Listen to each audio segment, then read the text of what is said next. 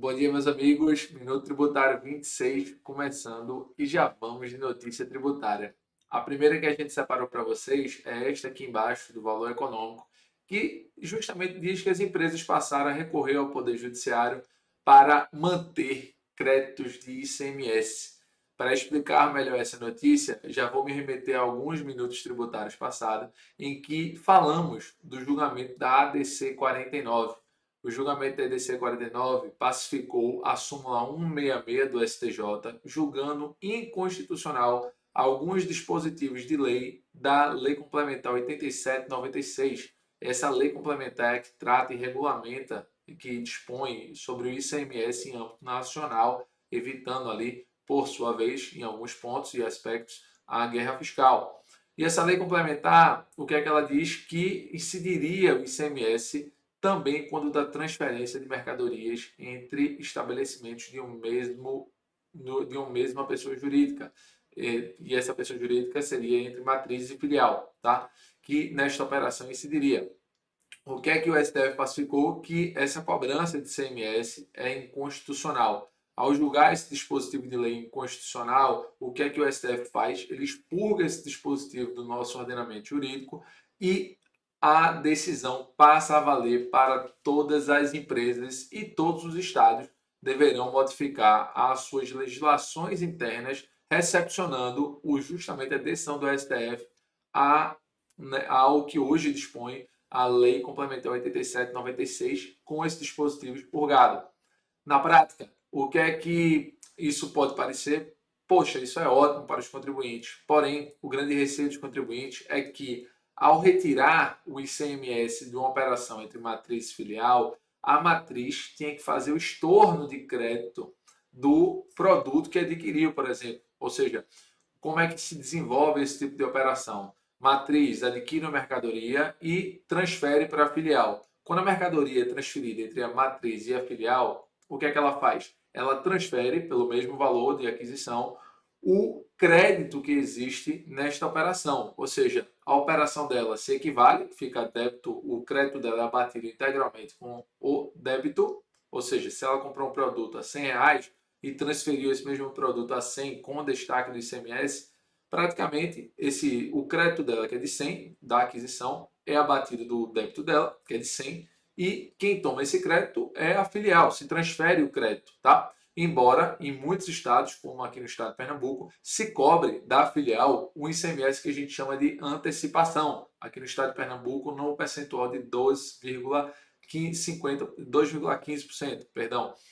E esse percentual ele é cobrado a título de antecipação, porém ele gera um crédito maior. Embora a filial tenha que antecipar o ICMS, ela também toma crédito do que foi transferido na nota e do antecipação que foi pago. Tá? E qual o grande receio das empresas? Que nesse tipo de operação a matriz venha estornar o crédito integral, a saída dela para a filial saia também sem transferir o crédito e a filial só tenha o débito da saída, ou seja, não vai ocorrer nessa operação o que a gente chama da não cumulatividade, onerando a saída, por exemplo, se o crédito nessa operação seria de 18 e a saída da filial, que seria a saída final sem crédito, seria 200, consequentemente a filial pagaria 36 em vez de pagar os 18, porque não haveria o crédito de 18 transferido entre a matriz e a filial, tá?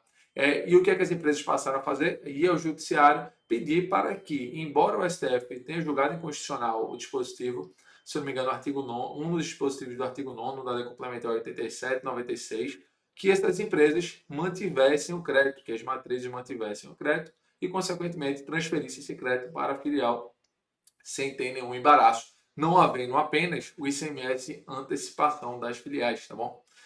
Então, essa é uma corrida que passou a ir ao judiciário, uma decisão do STF que, a princípio, poderia parecer muito boa para todos, não é tão boa assim para a grande maioria das empresas, porque a grande maioria das empresas não se enquadram nesse tipo de operação como vantajosa haver esse estorno de crédito, tá? Só vale para algumas. Por isso que, quando tinha a súmula do STJ, essas empresas se valiam o quê? Da sua decisão judicial. A empresa que achava que essa retirada do ICMS antecipação era vantajosa, propôs a ação judicial e retirou, via liminar ou não. sendo que para muitas empresas isso não é tão vantajoso e as empresas passaram de uma maneira preventiva, em vez de aguardar uma possível autuação do ente estatal, e a notícia divulga que São Paulo, por exemplo, já iniciou atuações nesse sentido, que é cobrando esse estorno de crédito referente aos últimos 5 anos. E aí você vai questionar, e a boa-fé do Estado? Porque o contribuinte se valeu de uma norma que era constitucional, é verdade, e que inclusive a legislação estadual tinha respaldo, também é verdade. Mas e aí, essa é outra discussão que vai ter no judiciário, porque o contribuinte se respaldou em lei. Será que pode ser ele cobrado dos últimos 5 anos? Então, o grande receio das empresas é esse. Espero que tenha ficado claro. ICMS sempre é muito difícil quando a gente fala dele. Beleza? A próxima notícia que a gente separou é que o STF vai julgar a partir do dia 20, vai retomar o processo da exclusão do ISS das bases de cálculo do PIS e da COFINS. Esse é um julgamento que já falei várias vezes aqui, que no meu entendimento ele deve seguir o mesmo desfecho da exclusão do ICMS das bases do PIS e da COFINS. Aqui eu chamo a atenção para um ponto: ministro Celso de Mello já se aposentou, ministro Marco Aurélio Mello já se aposentou.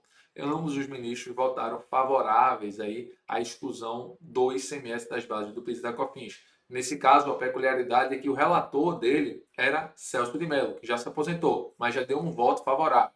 A gente não vai ter o voto do ministro Marco Aurélio Mello. Então, esse é um ponto de preocupação. Atualmente, na composição do STF, nós temos 10 ministros, tá? Desses 10 ministros, um já votou, que foi Celso de Mello. Logo, Nunes Marques não vai votar, que é o que substituiu a cadeira de Celso de Mello. E vamos aguardar os votos dos demais 9 ministros. O ponto de preocupação é que, eventualmente, quem assumir a cadeira do ministro Marco Aurélio Mello pode realizar o julgamento caso haja o seu empossamento aí no STF e, consequentemente, se for um ministro que tem um posicionamento mais profícuo, pode reverter o entendimento em desfavor dos contribuintes referente a esse caso específico, sem afetar a exclusão do ICMS, mas afetando, óbvio, a exclusão do ISS das bases do PIS e da COFINS. Penso que não deve se seguir assim. Penso que a lógica é que se mantenha a mesma interpretação do artigo 195.1a da Constituição Federal e que se siga ali um entendimento favorável aos contribuintes. Mas, como houve pedido de vistas do ministro Dias Toffoli, há um receio que faz é que ele dê um posicionamento contrário e que todos os ministros que votaram contrário ao tema da exclusão do ICMS, dentre eles Gilmar Mendes, Rosa Weber, dentre outros, mantenham o mesmo entendimento, não aplicando a axiologia daquela decisão, tá? Que é algo que pode ocorrer. No meu entendimento, a base constitucional é a mesma e se aplica ratio decidendi. Mas não pode ser algo que os ministros podem achar algum distinguish, que eu acho que não há no caso concreto. Meu palpite é que, assim, se for puder arriscar alguma coisa, eu acho que vai ter um pedido de vista nesse caso. E eu chutaria aqui que seria esse pedido de vista de Gilmar Mendes, tá? Eu acho que esse processo não vai ter desfecho até o dia 27 de agosto, que é o que pode realmente ter. Ponto também positivo é que vale a pena prospectar nessa tese, tendo em vista que muitos contribuintes ainda não propuseram a ação e que pode haver, como ocorreu na exclusão do CMS, a modulação dos efeitos a partir da data do término do julgamento, tá? Da exclusão do ISS, que é o que a gente espera. Por isso que na semana passada falamos da corrida aí ao judiciário para propor esse tipo de ação. Então, é um motivo de alerta para prestadores de serviço. Tribunais limitam valores de PIS/COFINS em caso de ISS. O que é que essa notícia do valor também quer dizer? Que em muitos casos que já foram propostos de exclusão do ISS das bases de cálculo do PIS e da COFINS, a Procuradoria da Fazenda Nacional pediu que se aplicasse a modulação dos efeitos da exclusão do ICMS das bases de cálculo do PIS e da COFINS. Na prática, isso quer dizer que quem propôs uma ação de 2018 só recuperaria o crédito de PIS/COFINS sobre o ISS até 15 de março de 2017, que foi o momento a partir do qual houve modulação do STF no caso da exclusão do ICMS, que é um caso, como já falei, análogo, mas não é um caso igual. E aí o TRF da segunda região, por meio da sua terceira turma, aplicou esse entendimento, que particularmente eu julgo 100% um entendimento que eu não concordo. Por quê? Porque, como eu falei, são teses distintas, são tributos distintos, são segmentos distintos. Aqui a gente está falando de serviço, no outro caso a gente estava falando de ICMS. E se esse entendimento prevalece, O que é que significa? Significa que eu posso, prestador de serviço, já realizar a exclusão de ofício, a exclusão de ISS já administrativa, porque se você está dizendo que tem que aplicar a modulação dos efeitos, no caso da exclusão de CMS, você também tem que aceitar que eu também tenho uma vantagem, porque eu posso recuperar. Para quem propôs, para quem trabalha no setor comercial, já pode hoje, em tese, recuperar administrativamente o PIS e COFINS sobre o ICMS e deixar de pagar para o futuro, entre muitas aspas aqui, mas é algo que é possível de todo modo. Significa que eu, prestador de serviço, posso fazer isso também? Então, essa é a reflexão que eu trago. Assim, quando você diz que as situações são iguais para fins de modulação dos efeitos, você também tem que aceitar os benefícios dessa igualdade, tá? Se você diz que, não, a modulação dos efeitos vale para o ISS do PIS e da COFINS, para quem propôs a ação até o dia 15 de março de 2017, assim, essa pessoa não é afetada, mas o cara que propôs dia 16 é afetado, significa que essa pessoa já pode excluir o ISS para o futuro. Essa é a reflexão que eu trago. Não concordo com a restrição, mas é algo que, pelo visto, a gente vai ter que tratar disso no judiciário em algumas esferas federais, né, como o TRF2, TRF3, pelo que eu li na notícia. Não vi nada aqui no TRF5, que tem algumas ações desse tema. E, por fim, a STJ confirma a decisão a favor de benefício fiscal para empresas varejistas. Benefício fiscal, lei do bem. Lei do bem é um benefício fiscal que zera o PIS e a COFINS sobre determinados produtos de informática. Existe um cadastramento no Ministério da Tecnologia e que essas empresas, a partir de 2005, passaram a se cadastrar e a não ter a incidência do PIS e da COFINS sobre determinados produtos para fomentar a inovação tecnológica dentro do nosso Estado nacional, tá? Porque você reduz o PIS e a COFINS, você acaba tendo um preço de venda mais barato. Você tem uma menor oneração, ganham as empresas e ganha o consumidor final também. E aí, o que é que acontece na prática nesse caso? Essa legislação, esse incentivo, ele foi prorrogado em 2009 até 2018 e foi revogado em 2015 por uma legislação nacional. E o que é que acontece nessa revogação é que os contribuintes passaram a propor ações judiciais dizendo que o contribuinte tinha ali um incentivo fiscal a termo e a prestação onerosa. Era algo que tinha um termo final para acabar e a prestação onerosa que não poderia ter sido revogado o benefício do nada.